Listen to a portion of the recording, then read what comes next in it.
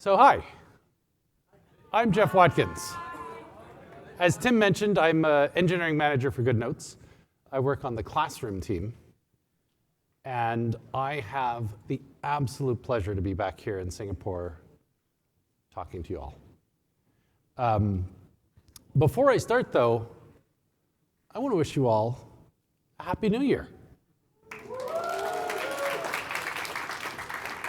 For those of you who've just celebrated your New Year, of course, Happy New Year. I hope it was good, and I hope the hangover afterwards wasn't too terrible.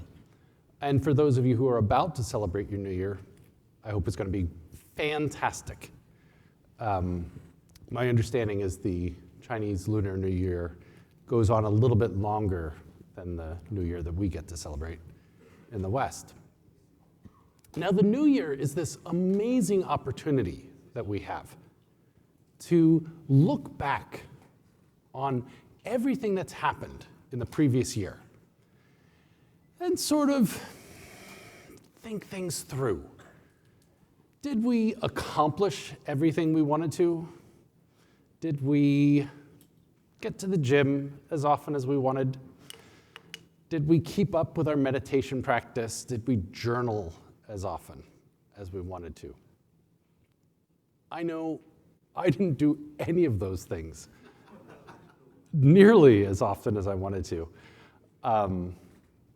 Certainly my waistline would indicate that I didn't go to the gym as often. And the new year gives us a fresh opportunity, a clean slate, as it were, to start all over again. Now, in some cases, we get to start all over again, right? Like, it's the treadmill. We get to do it all over again. But it means all our mistakes are wiped clean. We get to start fresh with a whole new year where we get to go back to the gym. We get to start journaling. We get to open that brand new book of clean pages and start all over. And really, I'm no different than the rest of you, with the exception that I am so old that I am literally about to crumble to dust. At least that's what my daughter says. And for the last 5 years or so, I've been asking myself, how much longer? How much longer am I going to do this?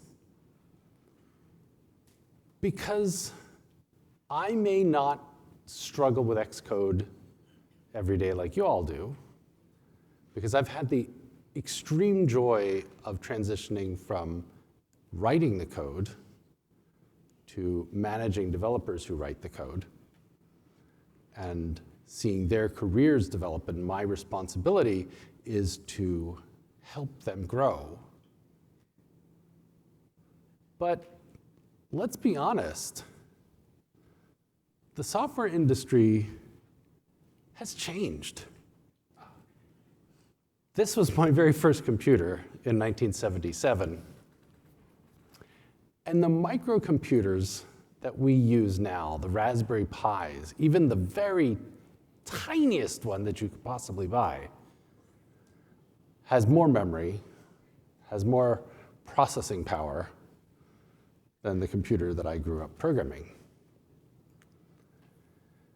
And the industry has changed so much. My first job as a professional programmer was in 1989. I dare say some of your parents were born in 1989 or around that time. And back then, you could build a great product and sell it to people, and that was it, right? Your company was founded by software engineers. There might be business people in there somewhere, but they were relegated to a dank office where there were like the words accounts payable on the door. They didn't really have much of a role except to make sure that everybody got paid. And now we have investors. We have MBAs. We have recurring revenue. And we're worried about collecting eyeballs. What do they even do with these eyeballs? I'm sure it's not a good thing. And evidence of how much the software industry has changed is the fact that we have trackers and microtransactions and cryptocurrency. And not that there's anything wrong with it, but paywalls and like all this other stuff. It's a different world today, right? Writing software is not just about the joy of writing software. And so I've been asking myself, how much longer am I going to do this? Because this summer, I'll be 54 years old, which is pretty old. Shush! But it does get to the point where you start noticing discrimination, let's be honest. Like, I don't get the same sort of, if I went for a software programming job against any of you, I probably wouldn't get it. And so my wife and I started thinking about what were we going to do. Now, a great thing came up. Our daughter was going off to college. So that meant we were going to be empty nesters, and we could make a plan. I'd love making plans. Sometimes they even come true. We decided that we were going to move to the Netherlands. I've always wanted to move abroad. I've always wanted to live in Europe. I have family in Germany. It'd be great. If all had gone according to plan, right about now, I would have been getting off a plane in Amsterdam, having moved to the Netherlands with my 5 cats and my lovely wife and our 40-foot container full of stuff. But as you can imagine, that would have meant I couldn't have been here. And that would have been a bummer because I really like Singapore, right? The people are amazingly friendly. The culture is such a diverse mix of different nationalities and different groups. And let's be honest, it's warm here.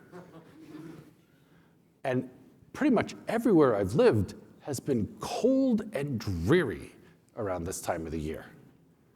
And it's great to be here. So the opportunity to spend the 10th anniversary here, or miss out on the 10th anniversary here, was kind of a bummer. Well, you might already guess that something didn't go according to plan.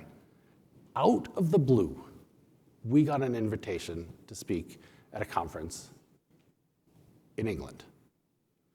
Now, this isn't where we spoke at the conference because the place where we spoke wasn't so picturesque.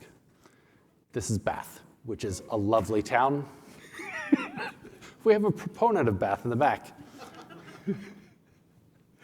And out of the blue, we get this invitation to speak at a conference, and my plan to move to the Netherlands included starting a consulting agency. I was going to become an indie. Now, I hadn't been an indie since I was in my 20s.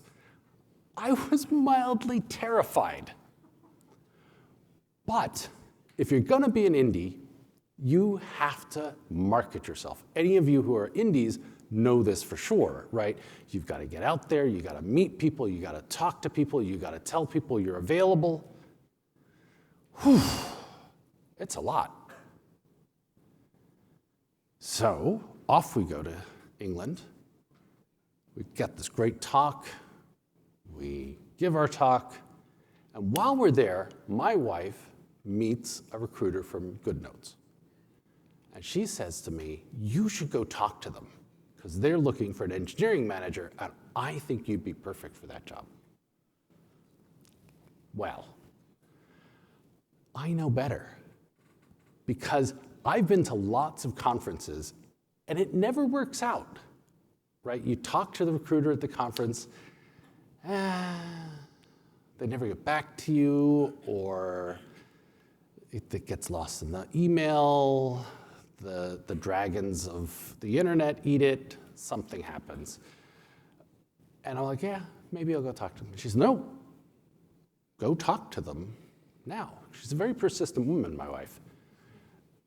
So I go and I talk to the recruiters, and the thing that I discover is that the people of GoodNotes are amazing. And here's the thing. Every company I've worked for are full of amazing people.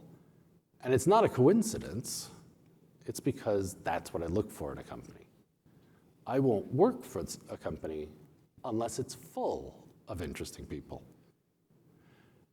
Because ultimately, if you don't have interesting people, you don't really have a reason to get up in the morning.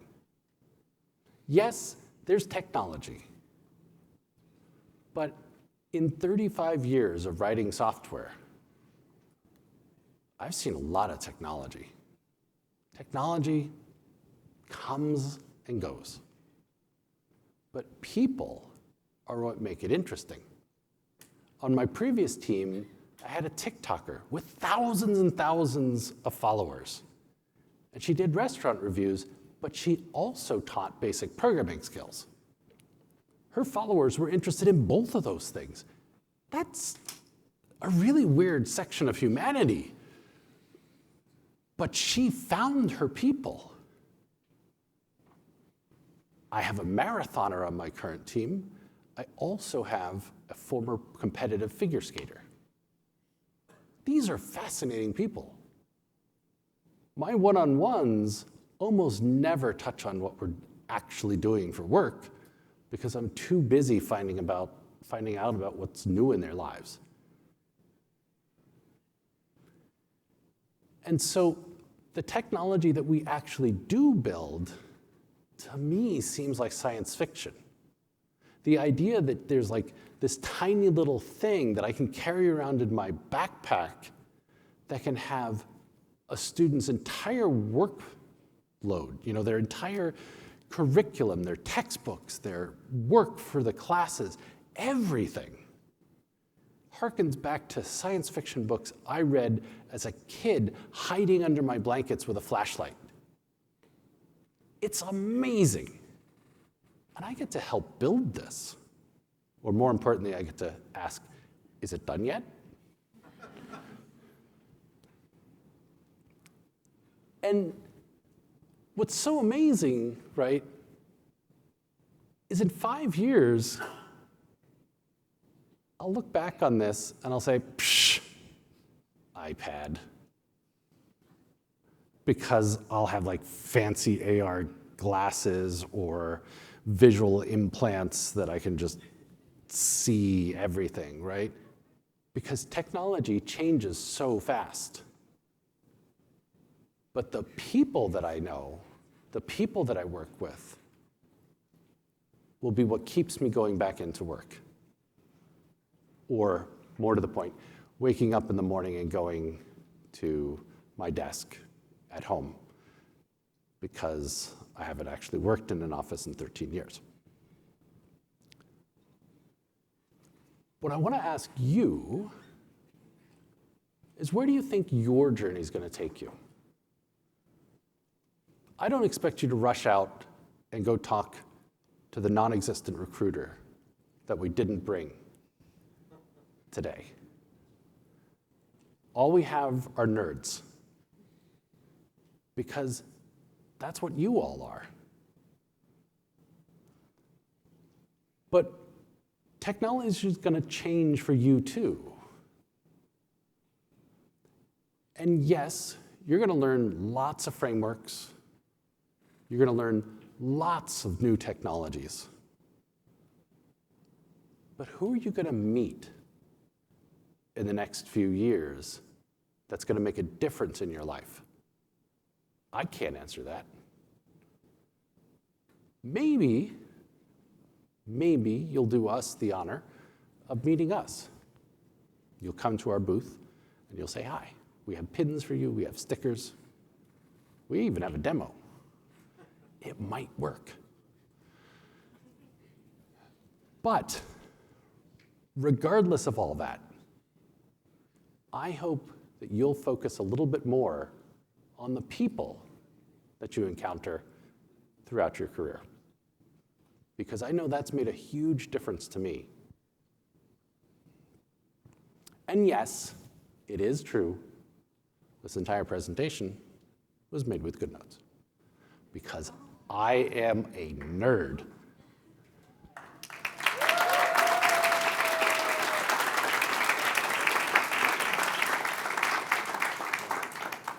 So if you have any questions, I'm happy to answer them while I still have a few minutes of time. Otherwise, I'm going to zoom off to my place at my table